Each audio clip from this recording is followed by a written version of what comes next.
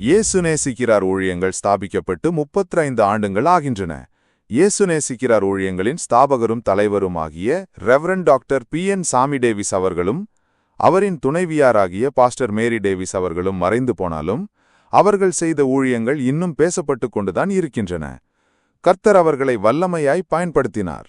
ஆண்டவர் அவர்களை பல தேசங்களில் பயன்படுத்தினார். அது மட்டுமல்லாமல் மலேசிய தேசத்தில் 18 திருச்சபைகள், 19 ஊழியர்கள், 52 உடன் ஊழியர்களும் அவர் ஸ்தாபித்தார்.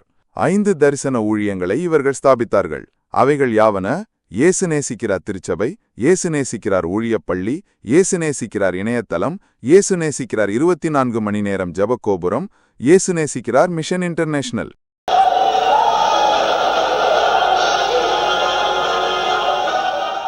அவர்களுக்கு அடுத்து அவர்களுடைய மகள் மற்றும் மருமகன் ரெவரண்ட் ஆல்ஃபிரட் மைக்கேல் மற்றும் ரெவரண்ட் மலீனா டேவிஸ் அவர்கள் அதே கர்த்தருடைய வல்லமை அபிஷேகத்துடன் 15 ஆண்டுகளாக ஊழியத்தை செய்து கொண்டு வருகிறார்கள்.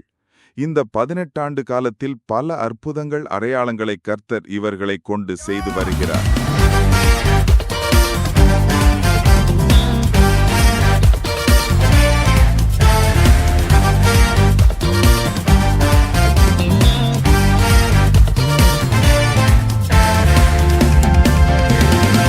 அக்கினியின் அளவு பெருகட்டுமே, பெருகட்டுமே.